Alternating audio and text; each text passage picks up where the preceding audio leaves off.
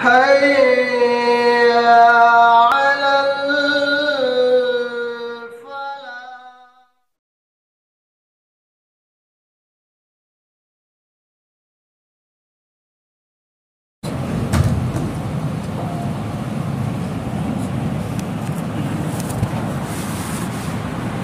الله أكبر الله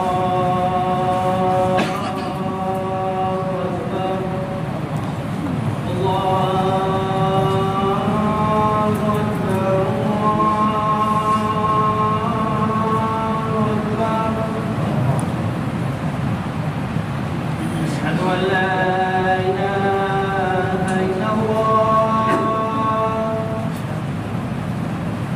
أشهد أن لا إله إلا الله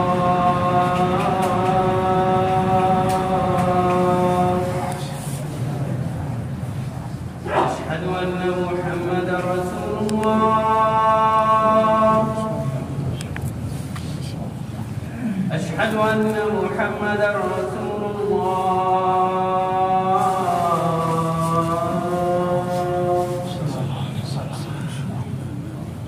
حي على الصلاة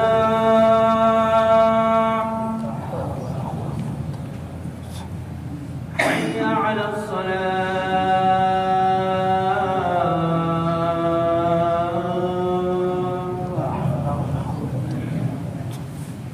حي على الفلاح حي على الفلاح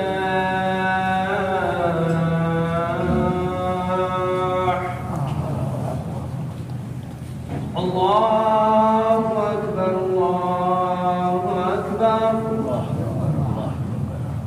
لا إله إلا الله.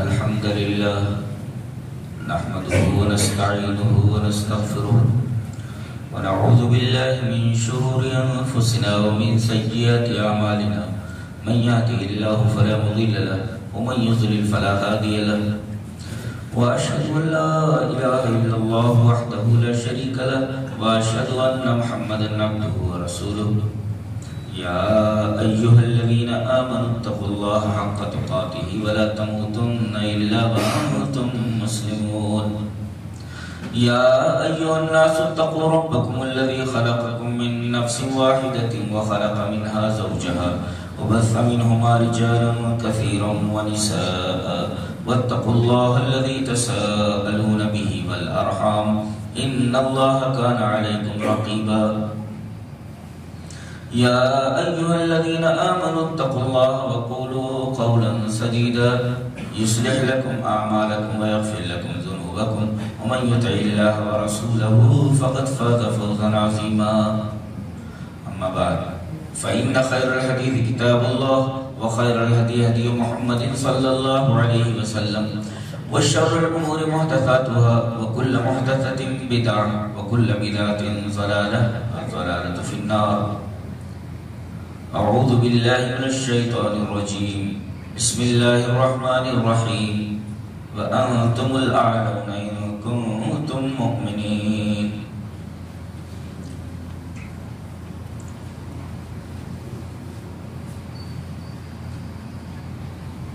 آج دنیا میں مسلمانوں کی تعداد تقریباً 180 کروڑ ہے، یعنی دنیا کا ہر چوتھا آدمی مسلمان ہے.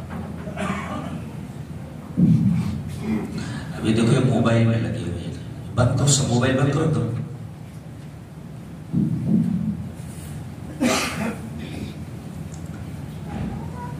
اللہ تبارک و تعالیٰ نے اسی وجہ سے مسلمانوں کو اس ذلت و خواری میں مبتلا کر رکھا ہے، بہت دور ہو گئے اللہ سے.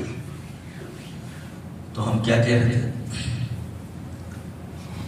کہ دنیا میں آج مسلمانوں کی تعداد 180 کروڑ ہے، یعنی دنیا کا ہر چوتھا شخص مسلمان ہے. لگ بھگ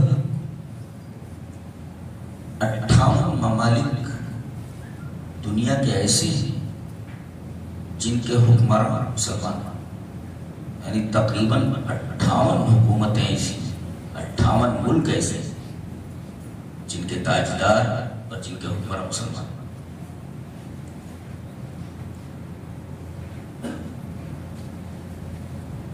لیکن اس کے باوجود ہماری نہ کوئی اہمیت ہے نہ ہمارا کوئی وزن ہے، جس کا جب بھی جی چاہے ہمارے اوپر چڑھ دوڑتا ہے اور ہمارے ساتھ ہر ناروا سلوک جائز رکھتا ہے، روا رکھتا ہے۔ ہم صرف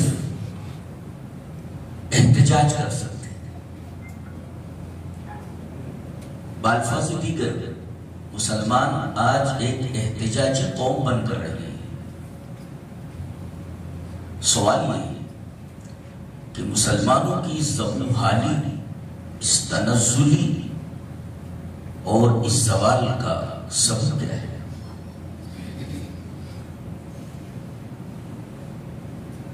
پہلے تو عالم یہ تھا کہ مامون الرشید اعظم جب قیصر قسطنطنیہ کو خط لکھتا تھا کیا لکھتا تھا؟ یا کلب الروم، اے روم کے کتے، ڈاگ آف روم۔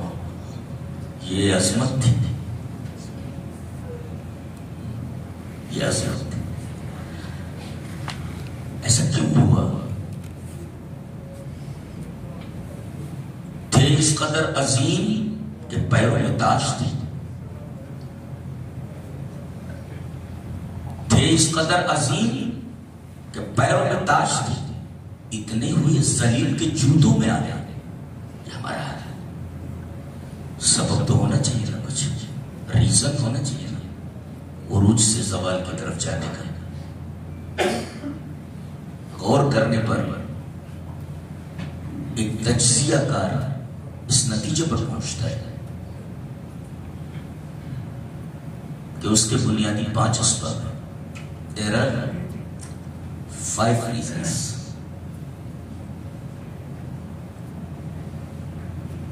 پہلا سبب قرآن حکیم بتاتا ہے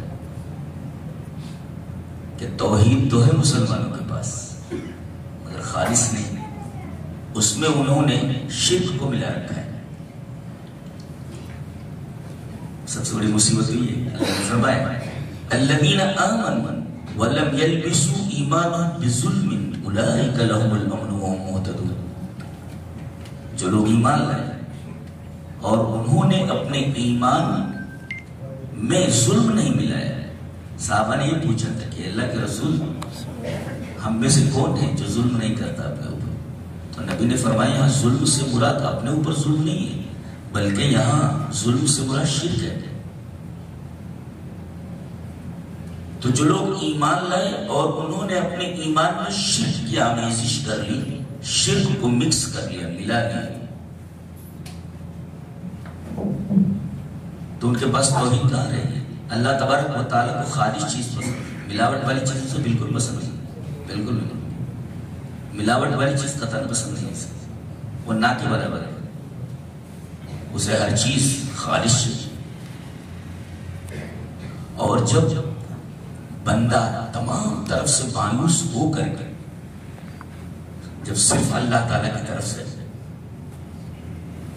پر امید ہوتا ہے اور اللہ کی طرف آتا ہے تو فوراً اللہ کی مدد آ جاتی ہے۔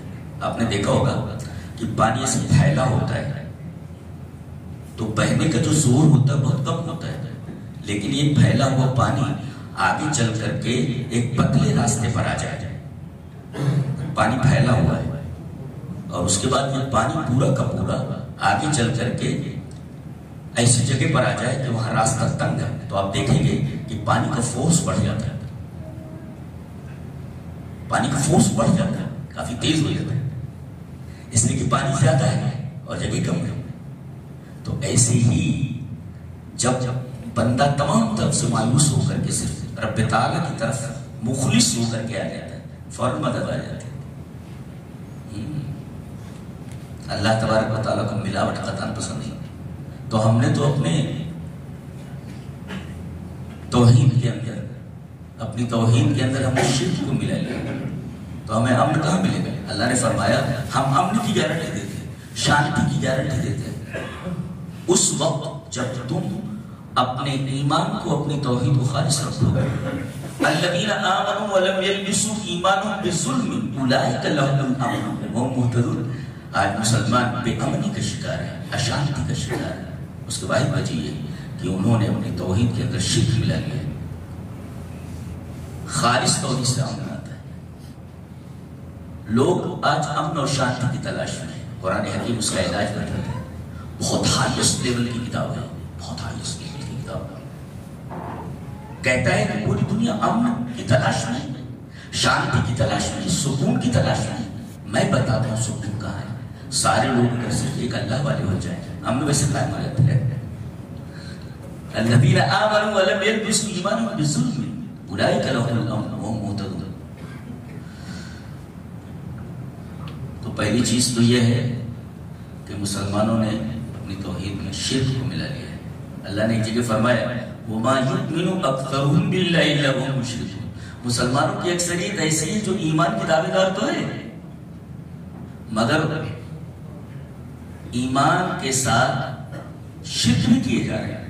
یہی تو مطلب اس آیت کا، سورہ یوسف کی آیت کا وما یؤمن اکثرهم باللہ الا وهم مشرکون۔ ایمان تو رکھتے ہیں مگر اس کے ساتھ شرک کیے جا رہے ہیں۔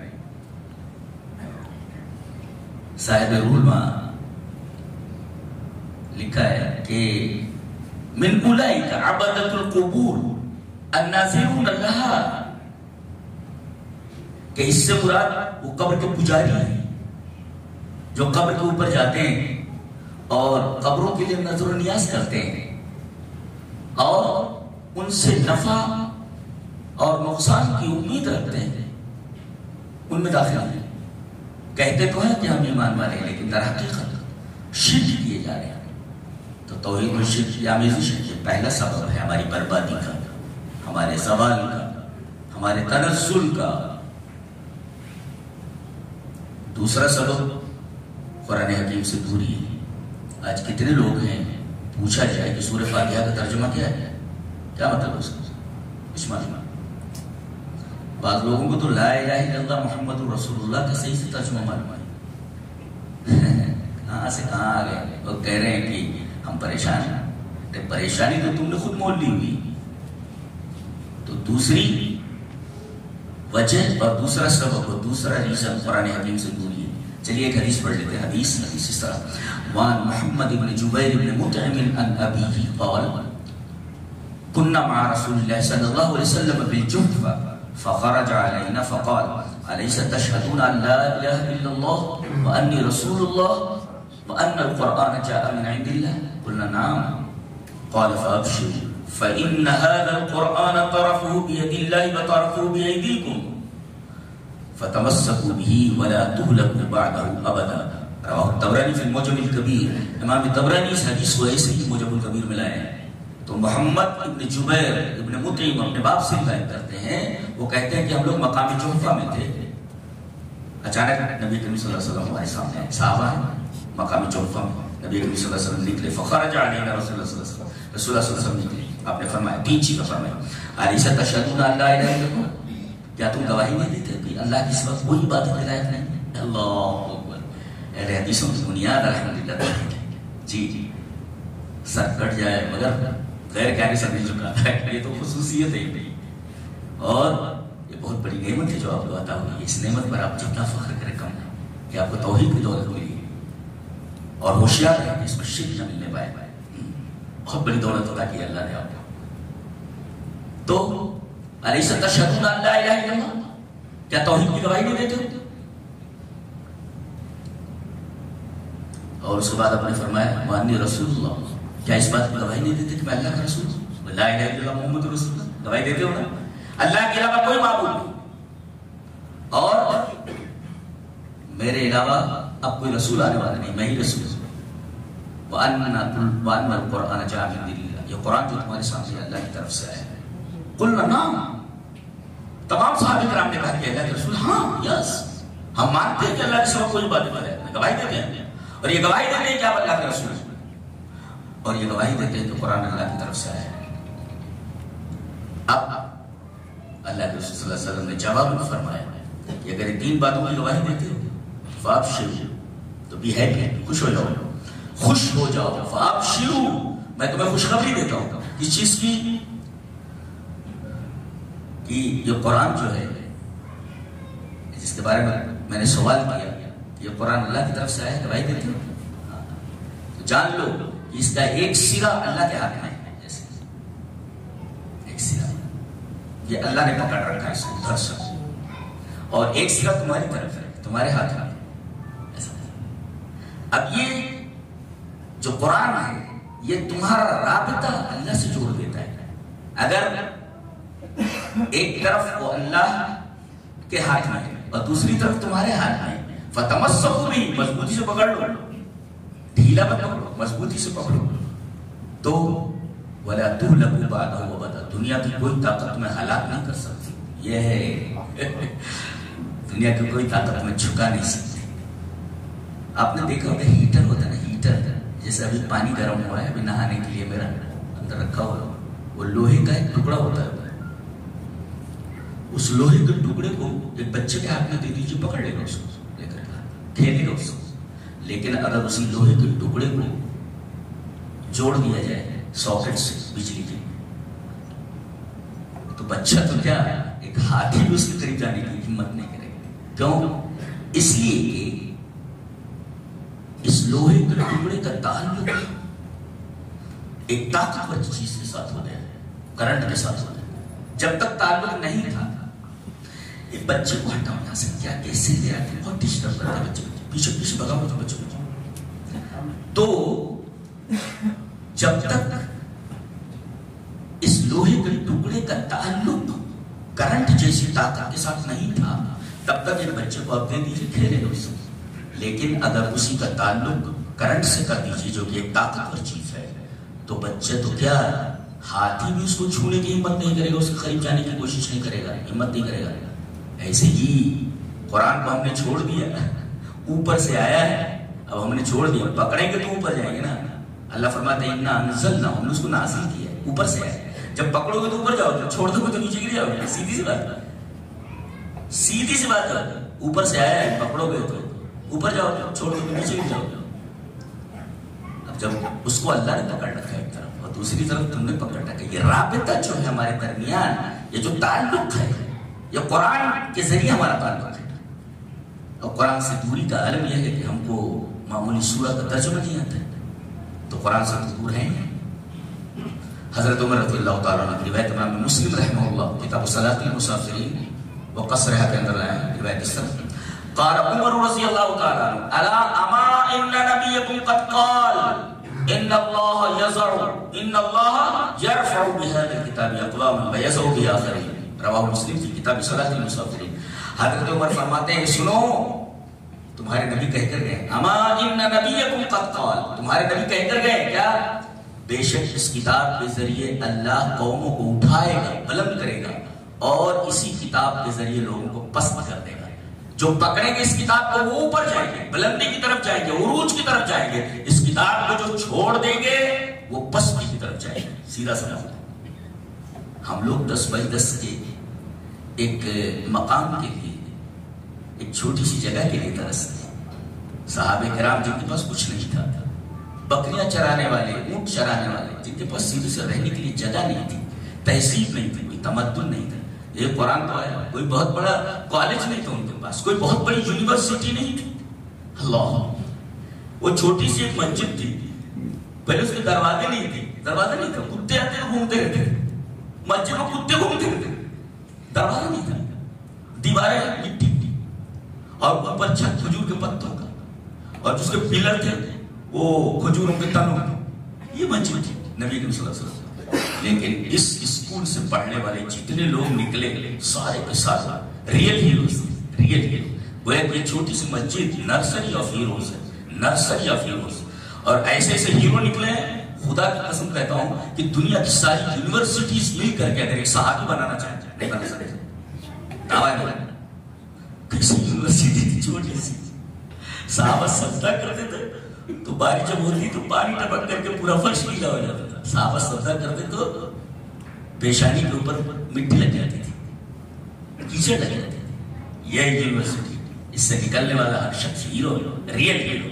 میدان جنگ میں کھڑا کر دیا گیا, بہترین سپاہی ہے. کمانڈر ان چیف بنا دیا گیا, کمانڈر ان چیف ہے. گورنر بنا دیا گیا, گورنر ہے. سی ایم بنا دیا گیا, سی ایم. یہ کہاں سے پڑھ کر کے نکلے گا؟ اللہ. تو ہم تو 10/10 کی جگہ کے لیے ترستے ہیں. اللہ تبارک و تعالیٰ نے جن کے پاس کچھ نہیں کیا, قرآن حکیم کی برکت سے پوری دنیا ان کے حوالے کر دیا. سنبھالے نہیں سمجھ میں, ہم سنبھال نہیں پا رہے جو دے کر چلے گئے. ابھی بتائیں کہ 58 ممالک کے حکمراں مسلمان, یہ سب صحابہ کرام کی برکت تھی, وہ دے کر کے گئے جسے ہم سنبھال نہیں پا رہے. انا للہ و انا الیہ راجعون. تو ایک تو قرآن حکیم سے دوری, پہلا سبب ہم نے اپنی توحید میں شرک کی آمیزش کر رکھی, اور دوسرے قرآن حکیم سے بہت دور ہے, اور تیسرے سنت سے دور ہے. چلیے پڑھ لیتے ہیں آیت کریمہ. اللہ نے فرمایا فَلْيَحْذَرِ الَّذِينَ يُخَالِفُونَ عَنْ أَمْرِهِ أَن تُصِيبَهُمْ فِتْنَةٌ أَوْ يُصِيبَهُمْ عَذَابٌ أَلِيمٌ. یہ مشہور آیت کریمہ سورہ نور کی. تو ان لوگوں کو ڈرنا چاہیے جو اپنے رسول کے حکموں کی مخالفت کرتے ہیں کہ کہیں انہیں کسی فتنے میں مبتلا نہ ہونا پڑے یا عذاب الیم نہ آئے. جانتے ہیں فتنے کی تفسیر کیا کی ہے جعفر بن محمد نے, کہ جو رسول کی مخالفت کرے وہ فتنے میں مبتلا نہ ہو جائیں گے. فتنے کی تفسیر جعفر بن محمد نے کی ہے سلطان جائر یسلط علیہ, ظالم حکمران کے اوپر مسلط کر دیا جائے گا. کتنی شاندار آیت کریمہ ہے. ہم نے رسول اکرم صلی اللہ علیہ وسلم کی سنتوں کی مخالفت کی, کیسے کیسے حکمراں ہمارے سروں کے اوپر بٹھا دیے گئے. ظالم حکمراں ہمارے ساتھ جس طرح چاہے سلوک کرے. سلطان جائر یسلط علیہ, فتنے کی تفسیر ہوئی. اور عذاب الیم, عذاب القتل, جہاں پائیں گے تم کو ٹھونک دیں گے, مار دیں گے. یہ اس آیت کریمہ کی تفسیر ہے. فَلْيَحْذَرِ الَّذِينَ يُخَالِفُونَ عَنْ أَمْرِهِ أَن تُصِيبَهُمْ فِتْنَةٌ أَوْ يُصِيبَهُمْ عَذَابٌ أَلِيمٌ. فتنے سے مراد سلطان جائر یسلط علیہ, ظالم حکمراں تمہارے اوپر مسلط کر دیا جائے. وہ جس طرح چاہے تمہارے ساتھ سلوک کریں گے, تمہارے گھروں کو جائیں گے, تمہاری عزت و ناموس پامال کر دیں گے, اور عذاب الیم تمہیں قتل کر دیں گے. جہاں پائیں گے تم کو ٹھونک دیں گے, تم کچھ نہیں کر سکتے. فَلْيَحْذَرِ الَّذِينَ, کیا بات ہے, سبحان. اور اللہ کے رسول نے فرمایا میں یہی 2 چیزیں دے کر کے جا رہا ہوں. چلیے وہ حدیث پڑھ لیتے ہیں. حدیث اس طرح وعن ابی ہریرہ رضی اللہ تعالی عنہ قال قال رسول اللہ صلی اللہ علیہ وسلم انی قد ترکت فیکم شیئین لن تضلوا بعدهما کتاب اللہ وسنتی ولن یتفرقا حتی یرد علی الحوض. رواه الحاکم فی المستدرک فی کتاب العلم. حضرت امام حاکم رحمہ اللہ اپنی حدیث کی کتاب مستدرک علی الصحیحین میں کتاب العلم کے اندر ایک بات اسی طرح لائے ہیں. راوی حضرت ابو ہریرہ ہیں. حضرت ابو ہریرہ فرماتے ہیں کہ نبی اکرم صلی اللہ علیہ وسلم نے ارشاد فرمایا کہ میں تمہارے درمیان 2 چیزیں چھوڑ کے جا رہا ہوں. اس لیے 2 ہی چیزیں مجھے ملی ہیں. 2 چیزیں چھوڑ کے نبی گئے تھے, 4 چیزیں پکڑ رکھی ہیں لوگوں نے. کیا ہے یہ سب, کیا ہے؟ رسول کی بات آ گئی, ہمارے امام نے ایسا کہا, ہمارے مولوی نے ایسا کہا. اللہ اکبر. رسول کی بات آ جائے تو آرڈر کیا ہے؟ آرڈر ہے سورہ نور کی سے پہلے والی آیت ہے انما کان قول المؤمنین الا دعوا الى الله ورسوله ليحكم بينهم ان يقولوا سمعنا واطعنا واولئك هم المفلحون. مومن کا قول, مومن کا معاملہ, مومن کی بات ایسی ہونی چاہیے جب اللہ اس کے رسول بلائیں کہ آؤ میں بتاتا ہوں کہ اس معاملے میں فیصلہ کیا ہے. کوئی بات اگر اللہ اس کا رسول کہے کسی طرف بلائے تو آپ کو صرف اتنا ہی بولنا ہے, ہم نے سنا اور ہم نے اطاعت کی, بس. چلیے اس بات کو ایک حدیث سے پروف کر لیتے ہیں. حدیث اس طرح وعن جابر رضی اللہ تعالی عنہ قال لما استوى رسول الله صلى الله عليه وسلم يوم الجمعه وجمعه کے دن تھا. عن جابر رضی اللہ تعالی عنہ قال استوى رسول الله لما استوى رسول الله صلى الله عليه وسلم يوم الجمعه قال اجلسوا فسمع ذلك ابن مسعود فجلس على باب المسجد فرأى رسول الله صلى الله عليه وسلم فقال تعال يا عبد الله بن مسعود. رواه ابو داؤد في کتاب الصلاۃ. حضرت امام ابو داؤد رحمہ اللہ ابو داؤد شریف میں کتاب الصلاۃ کے اندر روایت ایسے لائی جابر بن عبد اللہ سے. حضرت جابر فرماتے ہیں کہ نبی کریم صلی اللہ علیہ وسلم منبر پر خطبہ دے رہے تھے. اچانک انہوں نے فرمایا اجلسوا, بیٹھ جاؤ, اجلسوا, بیٹھ جاؤ. شاید کچھ لوگ کھڑے تھے, آپ نے کہا بیٹھ جاؤ. حضرت عبداللہ بن مسعود مسجد میں آ ہی رہے تھے, بالکل دروازے کے پاس پہنچ گئے تھے اور یہ بات ان کے کانوں میں آئی. اجلسوا, بیٹھ جاؤ. وہی بیٹھ گئے. فجلس علی باب المسجد, مسجد میں داخل بھی نہیں ہوئے, فجلس علی باب المسجد, مسجد کے دروازے کے اوپر بیٹھ گئے. اذا دعوا الى الله ورسوله ليحكم بينهم يقول سمعنا واطعنا. ہم نے سنا اور ہم نے اطاعت کی. ہم نہیں جانتے کہ کس وجہ سے آپ کہہ رہے ہیں, ہمیں کچھ معلوم ہے. آپ نے کہا بیٹھ جاؤ, سو بیٹھ جاؤ, سٹ ڈاؤن, سو سٹ ڈاؤن. اللہ, یہ صحابہ ہیں. اللہ اکبر. اللہ تعالیٰ نے پوری دنیا کے حوالے کر دی. ہم 10 کی جگہ کی طرح سے پورا جزیرۃ العرب دے دیا، پورا عراق دے دیا، پورا مصر دے دیا، پورا ایران دے دیا، قیروان تک افریقہ دے دیا، قسطنطنیہ تک دے دیا۔ اللہ 10 کے لیے طرح کتنے چھوٹے لوگ ہیں۔ مسلمان چھوٹا تھوڑی ہو گیا، مسلمان اتنے چھوٹے ذہن کا نہیں ہوتا، بہت بڑا ہوتا ہے۔ اس کا جو ایسپیکٹ ہوتا ہے، اس کا جو پرسپیکٹو ہوتا ہے، تناظر ہوتا ہے، بہت وسیع ہوتا ہے۔ سمجھتے ہیں مسلمان کیا ہوتا ہے؟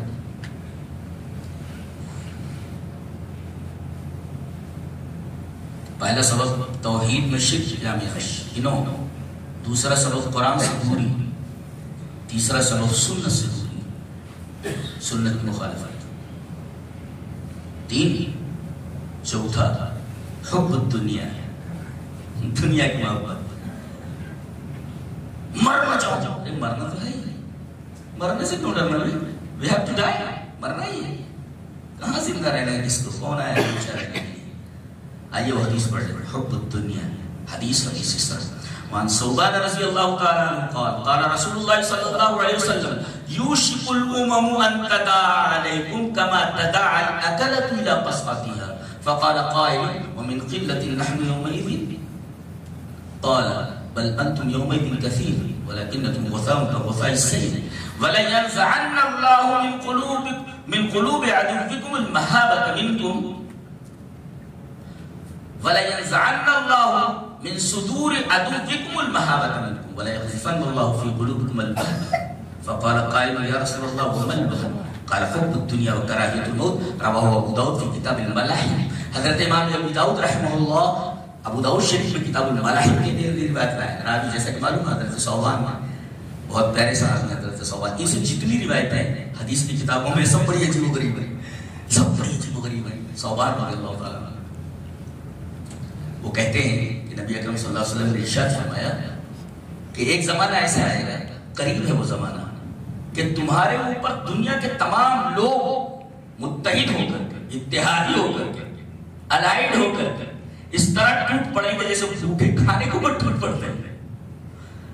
کما تداعى الاکلۃ الى قصعتها، جیسا کہ بھوکے لوگ کھانے پر ٹوٹ پڑتے ہیں، ایسے ٹوٹ پڑیں اور تمہیں کھا جائیں۔ اس حدیث کا مطلب سمجھے کبھی؟ کھا جائیں گے کہ کیا مطلب ہوتا ہے؟ ایک مرغی چھوٹی سی ہو، مرغا ہو، ایسے کھا جاتے ہیں نا، اسے دسترخوان پر سے کھڑا کر دیتے ہیں، ککڑو کو بولتا رہتا کھا جائیں گے اس کو؟ نہیں، پہلے اس کو ذبح کرتے ہیں، ذبح کرنے کے بعد اس کی بوٹی بناتے ہیں، بوٹی بنانے کے بعد پھر اس کو تلتے ہیں، تلنے کے بعد مسالے ڈالتے ہیں، پھر اس کے بعد اسے دسترخوان پر لاتے ہیں۔ ایسے تمہارے ساتھ یہ ہے، ایسے تم کو کھڑا کر کے تھوڑی کھایا جائے گا، بلکہ تمہیں کاٹا جائے گا پہلے۔ اور کاٹا کیسا؟ کاٹ کر تھوڑی کھائیں گے، ہم کو ہماری تہذیب سے کاٹ دیا جائے گا، ہم کو ہماری کتاب سے کاٹ دیا جائے گا، ہم کو ہمارے نبی کی سنت سے کاٹ دیا جائے گا۔ اور جو قرآن حدیث سے کٹ جائے وہ تو مرا ہوا ہے، وہ مر گیا، کتاب و سنت سے جو کٹ جائے وہ مرا ہوا ہے، مر گیا، ختم ہے۔ تو ہم چپ پڑ گئے، ساری تہذیبیں تو ہم نے یورپ کی اپنائی ہوئی، ننگا پن، بے لباسی اور ساری چیزیں۔ کون سی ایسی چیزیں جو ہم نے یورپ سے درآمد نہیں کی ہے؟ یورپ سے کوئی بھی چیز آ جائے آمد نہ سب سمے نہ آتا، یہ حال ہے یورپ کی تہذیب کے اوپر ہمارا۔ تو ہم نے تو قرآن اور سنت کو چھوڑ ہی دیا۔ تو پہلے کاٹیں گے، کاٹنے کا مطلب کیا؟ ہم کو ہماری تہذیب سے کاٹنا، ہم کو قرآن حدیث سے کاٹنا، ہم کو قرآن سنت سے کاٹنا، ہماری جو دیرینہ روایات رہی ہوئی سینکڑوں سال، ہمیں ہماری تاریخ سے کاٹ دیا جائے، ہمیں ہماری تہذیب سے کاٹ دیا جائے، ہمیں ہماری جو شاندار سویلائزیشن، ہماری شاندار تہذیب و تمدن اس سے ہم کو کاٹ دیا جائے۔ قومیں جب اپنی تہذیب سے کٹ جائے، اپنی تاریخی روایات سے کٹ جائے، مردہ ہو جاتی ہے، مر جاتی ہے۔ کاٹنے کا مطلب یہ ہے کہ دسترخوان پر ٹوٹ پڑنا، یہ مطلب ہے۔ اب کرے کھا لیں گے، اب تو یہ مطلب تھوڑی ہو گیا جی۔ یوشک الامم ان تداعى علیکم کما تداعى الاکلۃ الى قصعتها، جیسے بھوکے کھانے کے اوپر ٹوٹ پڑتے ہیں ایسے تمہارے اوپر ٹوٹ پڑیں گے پوری دنیا کے لوگ۔ اور جانو کفر ایک ہی ملت ہے، سب اکٹھا ہو جاتے ہیں، ہم لوگ الگ الگ ہیں، یہ بریلوی ہے، یہ دیوبندی ہے، یہ فلاں ہے، یہ فلاں ہے، دو بندی مارا جا رہا ہے تو بریک میں کھڑے تو کافی رہے. لے ڈوبی ہے یہ تفرقہ بازی ہمیں تباہ برباد ہو چکے. میں تو پریشان ہو جاتا ہوں سوچ سوچ کے کہ کیا کیا دن دیکھنے کو مل رہے ہیں. اللہ اس سے پہلے ہی اٹھا لے آدمی تو اچھے یہ دن دیکھنے سے پہلے جو دیکھا جا رہا ہے. آج اگر نبی کریم صلی اللہ علیہ وسلم آ جائیں تو دیکھیں گے مسلمانوں کے پاس جو اسلام ہے یہ وہی اسلام جو میں لے کر آیا تھا. دنیا بھر کی تو بدعتیں مسارت کی نبی کہے کہ ہم 2 عیدیں چھوڑ کر کے گئے ہیں, تیسری چوتھی عیدیں ملا کر کے رکھے ہوئے بیچارے. تنہا داغ داغ شنبا بجا بجا نہیں, پورا جسم داغدار ہے. روئی کہاں کہاں رکھی جائے, پورے جسم سے زخم ٹپک رہا ہے, روئی کہاں کہاں رکھیں گے. شاعر بولتا ہے تنہا داغ داغ پومبا پومبا کہتے ہیں روئی کو, پومبا بجا بجا نہیں, کہاں کہاں روئی رکھی جائے. عالم کہاں تک بولے آپ کو کہاں تک سمجھائیں. تو ایسا ٹوٹ پڑے گا جب بھوکے کھانے کو ٹوٹ پڑتا ہے. تو کسی کہنے والے نے کہا من قلت نحن یومئذ یا رسول اللہ, اللہ کے رسول صلی ہماری تعداد کم ہوگی. آپ نے فرمایا نہیں بل انتم یومئذ کثیر, تمہاری تعداد بہت زیادہ ہوگی, لیکن ولکنکم غصاء غصاء السیل, سیل رما میں بہنے والے خش و خاشاک کی طرح تمہاری حیثیت. تو پانی بہتا ہے بارش کا, تو آپ دیکھیں گے کہ بارش کے پانی کے اوپر چھوٹی چھوٹی جو تنکے ہوتے ہیں وہ ایسے بہتے رہتے ہیں, ان کی کوئی اوقات نہیں ہوتی. تو سیل رما میں بہنے والے خش و خاشاک کی طرح تمہاری حیثیت. بارش کا پانی جا رہا ہے اور اس کے اوپر نیچے ہو رہا ہے, کبھی ڈوب رہے کو اوپر آ رہا ہے, ڈوب رہے کو اوپر آ رہا ہے. یہ ایسی طرح ہے. ولکنکم غصاء غصاء السیل, سیل رما میں بہنے والے خش و خاشاک کی طرح تمہاری حیثیت ہو جائے گی, تمہاری اوقات ہو جائے گی, تمہاری اوقات ایسی ہوتی ہے, تمہاری اوقات بتائی گئی. ولکنکم غصاء غصاء السیل. اور وَلَيَنزَعَنَّ اللَّهُ مِن صُدُورِ عَدُوِّكُمُ الْمَهَابَةَ مِنْكُمْ, تمہارے دشمن کے دلوں سے تمہارا خوف نکال دیا جائے گا. یہ بہت بڑی خطرناک چیز ہے. دشمن کے دل سے اگر خوف نکل جائے تو تمہیں تو جہاں پائے گا کاٹ کر مار دے. تو اللہ تبارک و تعالیٰ تمہارے دشمنوں کے دلوں سے تمہارا خوف, تمہارا ڈر نکال دے. جو روگ ہے تمہارا وہ روگ ختم ہو جائے گا ان کے دلوں سے. اور وَلَيَقْذِفَنَّ اللَّهُ فِي قُلُوبِكُمُ الْوَهْنَ, تمہارے دلوں میں اللہ وہن ڈال دے گا. فَقَالَ قَائِلٌ يَا رَسُولَ اللَّهُ مَا الْوَهْنُ, پوچھنے والے نے پوچھا کہ اللہ کے رسول وہن کیا ہے جو اللہ ہمارے دلوں میں ڈال دے گا. آپ نے فرمایا حب الدنیا وکراہیت الموت, دنیا کی محبت اور موت کو ناپسند کرنا. آپ دیکھو کوئی غیر مسلم اگر کسی منصب پر ہے, عہدے پر ہے, مسلمانوں کو کہیں تھوڑا نرم رہتا ہے, لیکن اسی منصب پر کسی مسلمان کو بٹھا دیا جائے, مسلمانوں کا سخت ترین دشمن ہو جاتا ہے. کیوں؟ اس لیے کہ اسے وہ اقتدار و کرسی پسند ہے. حب الدنیا, قوم جائے باہر کیا لینا دینا ہے, کرسی پر ہم بیٹھے ہوئے ہیں, براجمان ہیں. حب الدنیا.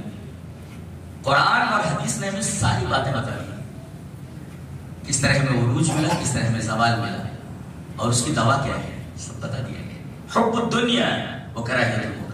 آپ پوری تاریخ کا مطالعہ کریں, خلافت عثمانیہ, خلافت عباسیہ سے لے کر کے سقوط غرناطہ تک, سقوط اندلس تک, آپ پورا دیکھ ڈالیں ان کے زوال کا صرف ایک سبب مال کی ہوس اور اقتدار کا چسکا.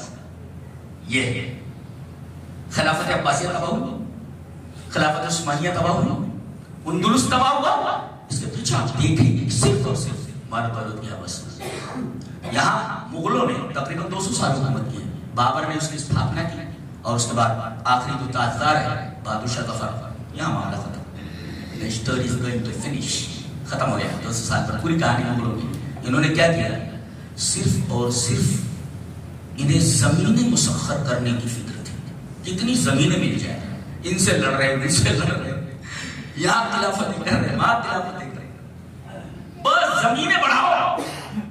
تو انہوں نے زمینیں مسخر کی, کبھی لوگوں کا دل مسخر نہیں کیا. تو کہتے ہیں اس کی سزا ہمیں مل رہی ہے, لمحے خطا کرتے ہیں, سزا صدیوں کو ملتی ہے. اسی شاعر نے بہت اچھا کہا ہے, لمحوں نے خطا کی تھی, صدیوں نے سزا پائی. ان لوگوں کی جو حماقتیں تھی, ان لوگوں کے جو کرتوت تھے, ان کی سزا ہم بھگت رہے ہیں. اللہ نے حکومت 200 سال تک حکومت کر کے گئے, لیکن انہوں نے صرف اور صرف زمینوں کو پیش نظر رکھا ہے. انہوں نے زمینوں کو مسخر کیا, دلوں کو مسخر کر کرنے کے لیے آگے نہیں ہے. دلوں کو مسلط کیسے کیا جاتا ہے؟ دعوت دین. انہوں نے دعوت کا کام نہیں کیا. بڑے خوش نصیب ہیں آپ لوگ جو دعوت کا کام کر رہے ہیں. اللہ آپ کو ہمیشہ اپنی امان میں رکھے گا، اس لیے کہ اس گئے گزرے دور کے اندر وہ کام کر رہے ہیں جو بڑے بڑے بادشاہ نہیں کر سکتے. وہ بہت بڑا کام ہے دعوت کا کام. توحید پہنچانا، رسالت پہنچانا، صحیح حدیث پہنچانا بہت بڑی بات ہے. تو انہوں نے زمینیں بڑھائی، دعوت کا کام بالکل نیل تھا. اللہ نے چھین لیا، حکومت نے چھین. ہاتھوں بچوں کی آباد آتی ہے، بڑے بڑے قلعے دیکھو، بڑی بڑی توپیں دیکھو. آج وہاں جن محلوں کے اندر شہزادے اور شہزادیاں رہتی تھے سانپ رہتے ہیں. جی سانپ بچھو رہتے ہیں. کہاں سے کہاں آ گئے ہیں؟ اس وجہ سے ہم نے دھیان دوسری طرف کر لیا، ہم نے دعوت کا کام نہیں کیا. مسلمانوں کے درمیان اچھا دو ایسپیکٹس تھے. اچھا دو گروہ تھے. ایک گروہ بادشاہوں کا تھا اور ایک گروہ پیروں کا اور فقیروں کا تھا. بادشاہوں کو تو اپنے اقتدار کی حوث پر، اپنے کرسی کی حوث پر، اور پیروں اور فقیروں کو اپنی سجادہ نشینی. انہوں نے بھی کوئی دعوت کا کام نہیں کیا، انہوں نے بھی کوئی دعوت کا کام نہیں کیا. چلو مسئلہ نہیں، عذاب نہیں آئے گا، چھین لیا جاتا ہے. جی رسول کی مخالفت پر جانتے ہیں صحابہ کرام سے بڑی جماعت ہے.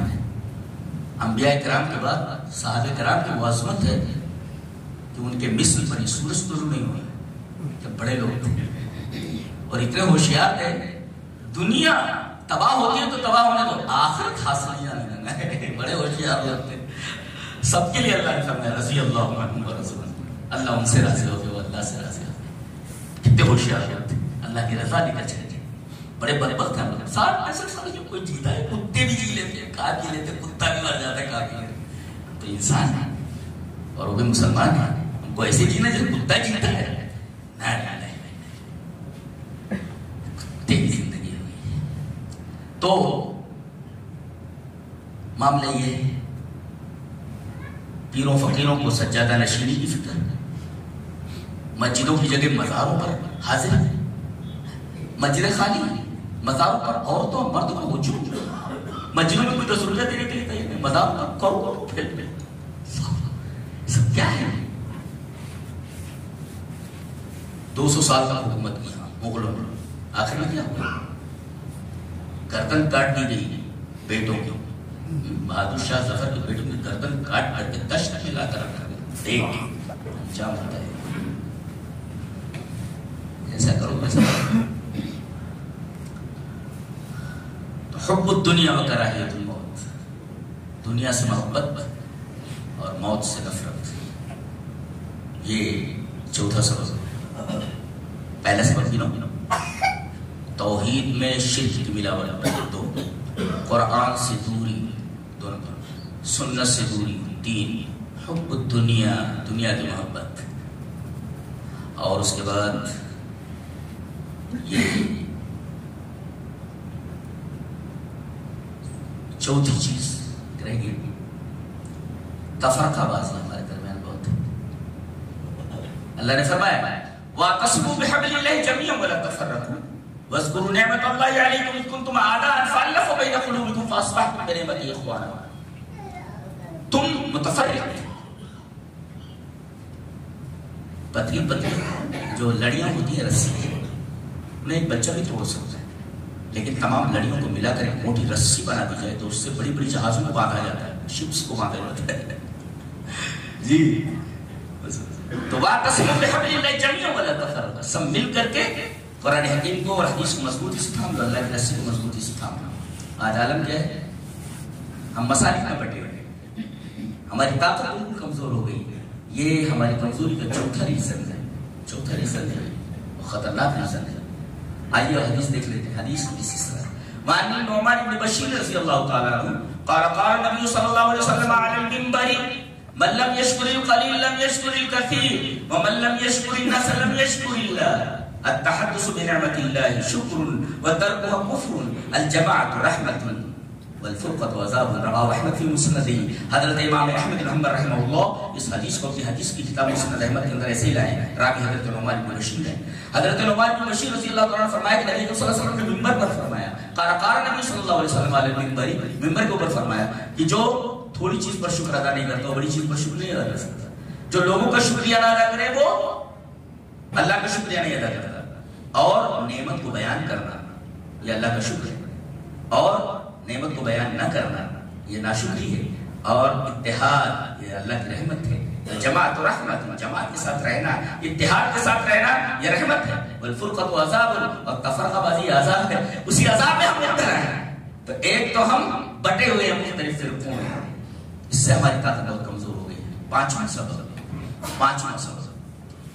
سبب ہے دعوت دین کو چھوڑ دینا، دعوت کا کام روک دینا، دعوت کا کام روک دینا، دعوت کی طرف دھیان نہ دینا. چلیے وہ حدیث پڑھ لیتے ہیں.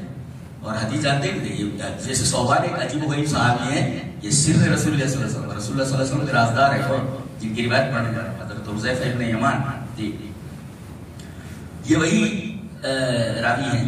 چلیے پہلے وہ روایت پڑھ لیتے ہیں، پھر اس کے بعد وہ روایت پڑھیں. نبی وائل ان حذیفہ رأى رجلا لا يتم ركوعه ولا سجوده فلما قضى صلاته قال حذیفہ ما صليت واحسبه قال لو مت على غير سنة محمد صلی اللہ علیہ وسلم. رواه البخاری في کتاب الصلاۃ. حضرت امام بخاری رحمہ اللہ بخاری شریف کتاب الصلاۃ کے اندر یہ روایت لایا حضرت ابو وائل سے. حضرت ابو وائل کہتے ہیں کہ حضرت حذیفہ بیان کرتے ہیں کہ ایک آدمی کو انہوں نے دیکھا کہ نماز پڑھ رہا ہے، نہ رکوع برابر کرنا نہ سجدے برابر کرنا. کتنے لوگ ہیں جن کو صحیح سے رکوع کرنا نہیں آتا؟ رکوع کیسے کیا جائے؟ تو لوگ بیٹھے ہوئے، بہت سارے لوگوں کو معلوم نہیں کہ رکوع کس طرح کیا جائے. نبی کریم صلی اللہ علیہ وسلم سے ہماری پیٹھ اتنی مسطح ہونی چاہیے، اتنی سیدھی ہونی چاہیے. لو صب الماء على ظهري لاستقر، پیٹھ کے اوپر اگر پانی پلا دیا جائے تو پانی رک جائے. یہ رکوع ایسے کیا ہے؟ تو وہ رکوع سجدے برابر نہیں کر رہا تھا. تو جب نماز پڑھ چکا تھا ادھر آؤ، کیا کرنا ہے؟ بولے نماز پڑھا، نماز سن رہی تھی.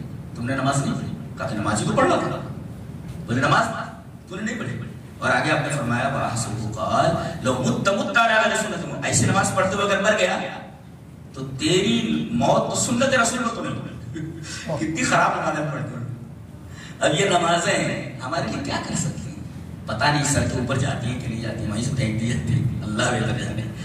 اللہ ہماری نمازیں خراب ہیں جو توحید کے بعد جس کا دوسرا نمبر ہے. جی تو یہ حذیفہ ابن یمان انہی سے یہ روایت ہے. چلیے پڑھ لیتے ہیں وہ روایت. یہ پانچواں سبب ہماری بربادی کا، ہمارے زوال کا. ان حذیفہ ابن یمان رضی اللہ تعالی عنہ عن النبی صلی اللہ علیہ وسلم قال والذی نفسی بیدہ لتأمرن بالمعروف ولتنہون عن المنکر او لیوشکن اللہ ان یبعث علیکم عقابا منہ ثم تدعونه فلا يستجاب لكم. رواه الترمذی فی کتاب الفتن. حضرت امام ترمذی رحمہ اللہ ترمذی شریف کتاب الفتن میں لایا گیا، فتنوں کا بیان ہے، وہاں اس روایت کو لایا حضرت حذیفہ ابن یمان سے. حضرت حذیفہ ابن یمان فرماتے ہیں کہ نبی اکرم صلی اللہ علیہ وسلم نے ارشاد فرمایا اس ذات کی قسم جس کے ہاتھ میں میری جان ہے، تم بھلائی کا حکم دیتے رہو گے، برائیوں سے روکتے رہو گے، ورنہ اللہ تبارک و تعالیٰ قریب ہے کہ تمہارے اوپر اپنی طرف سے عذاب بھیج دے. عقابا منہ، اپنی طرف سے عذاب بھیج دے گا. اور پھر تم دعا کے لیے چلاتے رہو گے، دعا کرتے رہو گے، تمہاری دعا قبول نہیں ہوگی. وہ ایسا مرحلہ بھی آتا ہے کبھی کبھی کہ دعا قبول نہیں ہوتی آتی ہے. دعا قبول نہیں ہوتی آتی ہے. ہم کہاں سے کہاں کیا بولا جائے، کیا کہا جائے. چلیے گن لیتے ہیں پانچواں اسباب ہماری بربادی اور ہماری تباہی. توحید میں شرک کی آمیزش، قرآن و سنت سے دوری، اور حب الدنیا و کراہیت الموت یعنی دنیا پرستی، اور تفرقہ بازی، اور پانچویں ہے دعوت کا کام روک دینا، بھلائی کا حکم نہ دینا، برائیوں سے نہ روکنا. یہ 5 اسباب ہیں. ان 5 اسباب کے بعد ایک بنیادی بات کہہ کر کے بات ختم کروں گا. بعض لوگ یہ کہتے ہیں کہ مسلمان جو پیچھے ہیں دنیا سے، ان کے پاس ٹیکنالوجی نہیں، ان کے پاس ایجوکیشن نہیں، ان کے پاس اکانومی نہیں ہے، ٹیکنالوجی نہیں ہے، ایجوکیشن نہیں ہے. میں یہ کہتا ہوں کہ خلافت عباسیہ کے اوپر حملہ کرنے والے کون لوگ تھے جنہوں نے تباہ کر دیا اور پہاڑ کھڑا کر دیا تھا کھوپڑیوں کا، مسلمانوں کی گردنیں کاٹ کر. آدمی کبھی ادھر سے گزرتا تھا کھوپڑیوں کا پورا پہاڑ دکھتا تھا. کھوپڑیاں کاٹ دی گئی، گردنیں کاٹ دی گئی. کون لوگ تھے؟ منگول لوگ تھے، تاتار لوگ تھے، ایک وحشی قوم تھی. بتائیے ایک بدترین تہذیب، ایک برتر تہذیب کے اوپر غالب کیسے آ گئے؟ ہمارے مفکرین جواب تھے جو کہتے ہیں کہ ہمارے پیچھے ہونے کا، ہمارے زوال کا سبب تعلیم سے پیچھے رہ گئے. ہمارے پاس ایجوکیشن نہیں، ٹیکنالوجی نہیں، اکانومی نہیں. کتنی بڑی اکانومی تھی خلافت عباسیہ کے پاس. ان کی ٹیکنالوجی اور ان کا ایجوکیشن، ان کی اکانومی اتنی زبردست تھی کہ دنیا کے اندر کوئی ان کو مقابلہ نہیں کر سکتا تھا. بتائیے اکانومی رہتے ہوئے، ایجوکیشن رہتے ہوئے، ٹیکنالوجی رہتے ہوئے، ایک وحشی قوم جس کو سیدھے سے جینا نہیں آتا تھا، تہذیب اور تمدن سے دور لوگ تھے، منگول اور تاتار لوگ، وحشی لوگ تھے. یہ بدترین تہذیب نے، بدتر تہذیب نے برتر تہذیب کے اوپر حملہ کر کے انہیں شکست دے دی. انہیں شکست کا سامنا کیوں کرنا پڑا؟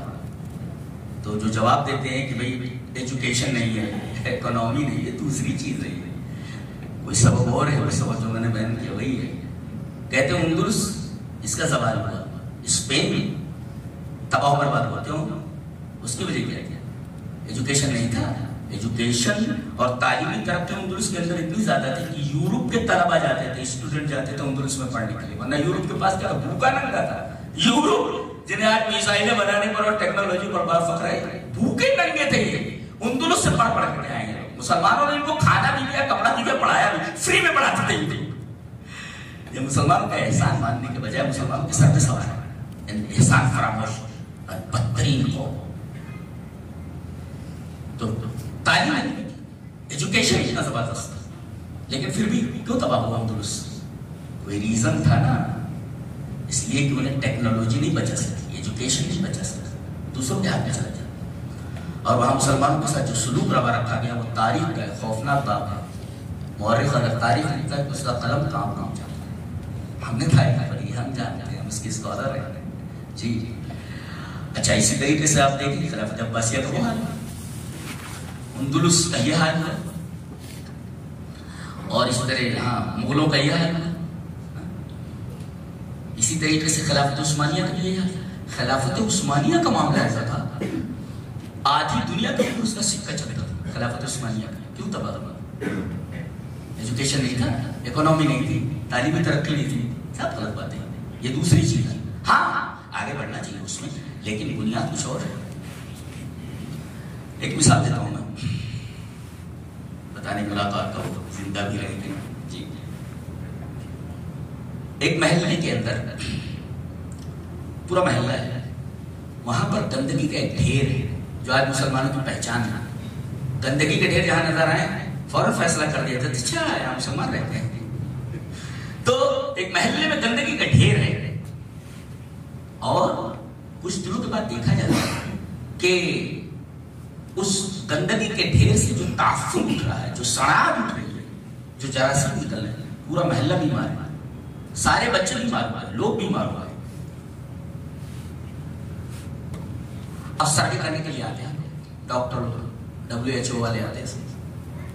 لوگ بیمار کیوں ہیں؟ اس لیے کہ گندگی کا یہ ڈھیر یہاں موجود ہے، اس کو یہاں سے ہٹا دیا جائے، بیماری ختم کرے. اب سوال یہ ہے کہ سائنس نے یہ دیکھا کہ گندگی کے اس ڈھیر سے جراثیم نکلے ہیں اور ان کے نکلنے کی وجہ سے پورا محلہ بیمار ہوا ہے. سائنس کی نظر بظاہر کے اوپر ہے، لیکن ہم جو قرآن پڑھنے والے مسلم تجزیہ کار جب اندر جاتے ہیں تو یہ کہتے ہیں کہ یہ جو جراثیم ہے یہ ثانوی چیز ہے. جراثیم پیدا کس نے کیا؟ گندگی کے ڈھیر میں جراثیم آئے کہاں سے؟ پیدا کرنے والا کون؟ خود پیدا نہیں ہوتی کوئی چیز، اللہ تبارک و تعالیٰ پیدا کرتا ہے. اللہ نے کیوں پیدا کیا؟ تو مسلمان کی نگاہ پیچھے کی طرف جاتے ہیں، سائنس کی نگاہ سے ظاہر کر جاتے ہیں. بس بات کو ختم کرتے ہیں، کافی ٹائم ہو گیا. اللہ ہمیں نیک عمل اور اچھی سمجھ کی توفیق عطا فرمائے.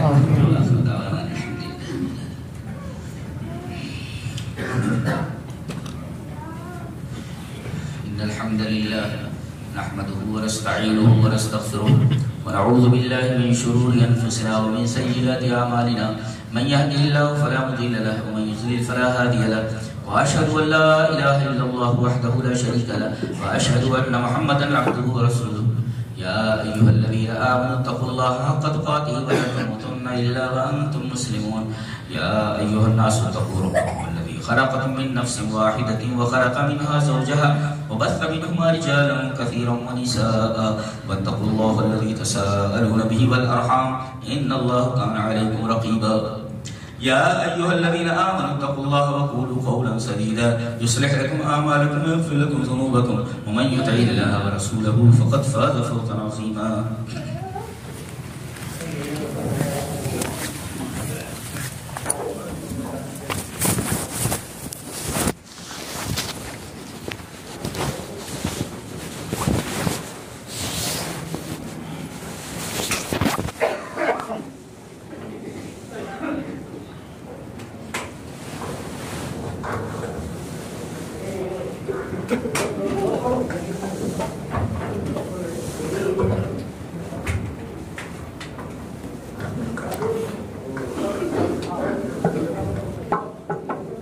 السلام علیکم. اوپر بھی انتظام ہے تو اوپر جائیے پورے.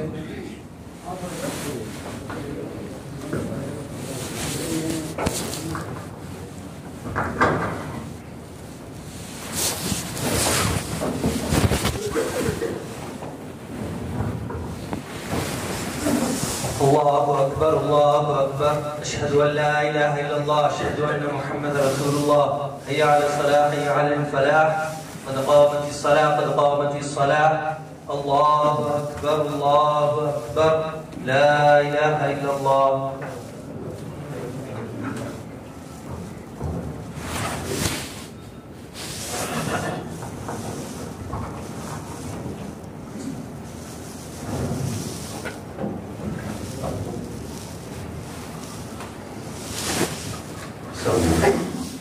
سووا الصفوف سمعوا سيدة قدم سقطوا الكنز من خلال المسلمين من الله أكبر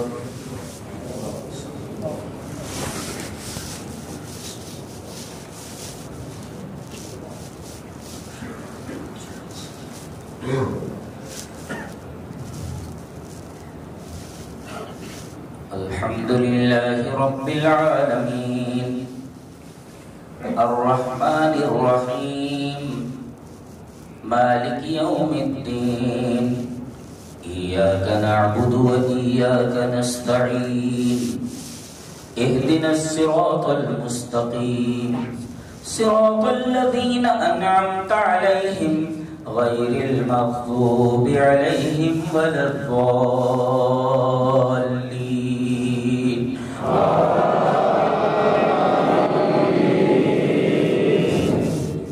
سبح اسم ربك الأعلى الذي خلق فسوى والذي قدر فهدى والذي أخرج المرعى فجعله غثاء أحوى سنقرئك فلا تنسى إلا ما شاء الله إنه يعلم الجهر وما يخفى ونيسرك لليسرى فذكر إن نفعت الذكرى سيذكر من يخشى ويتجنبها الأشقى الذي يصلى النار الكبرى ثم لا يموت فيها ولا يحيى قد أفلح من تزكى وذكر اسم ربه فصلى بل تؤثرون الحياة الدنيا والآخرة خير وأبقى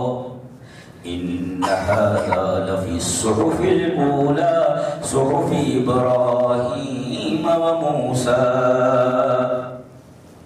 الله أكبر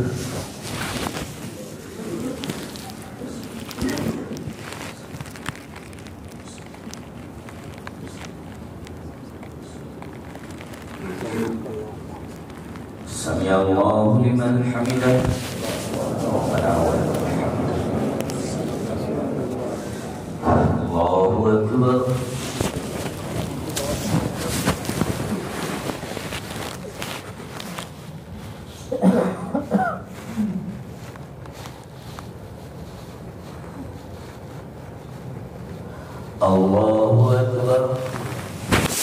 اغفر لي رب اغفر لي الله أكبر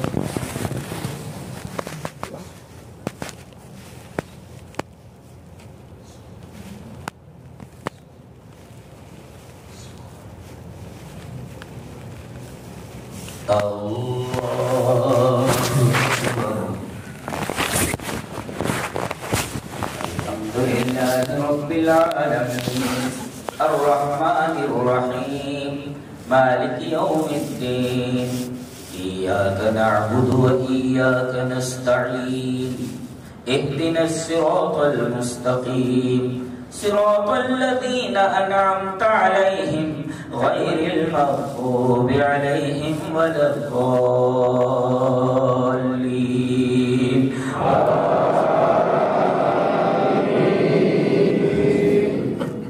هل أتاك حديث الغاشية وجوه يومئذ خاشعة عاملة ناصبة تصلى نارا حامية تسقى من عين آنية ليس لهم طعام إلا من ضريع لا يسمن ولا يغني من جوع وجوه يومئذ ناعمة لسعيها راضية في جنة عالية لا تسمع فيها لاغية فيها عين جارية فيها سرر مرفوعة وأكواب موضوعة ونمارق مصفوفة وزرابي مبثوثة أفلا ينظرون إلى الإبل كيف خلقت وإلى السماء كيف رفعت وإلى الجبال كيف نصبت وإلى الأرض كيف سطحت فذكر إنما أنت مذكر لست عليهم بمسيطر إلا من تولى وكفر فيعذبه الله العذاب الأكبر إن إلينا إيابهم ثم إن علينا حسابهم الله أكبر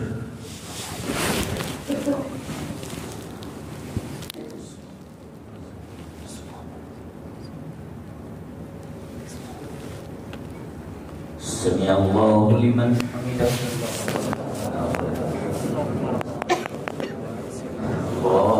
الله أكبر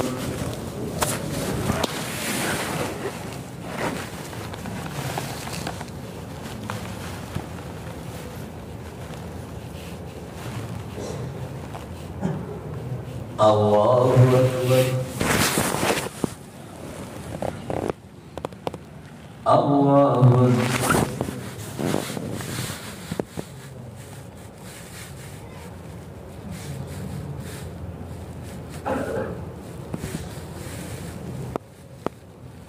الله أكبر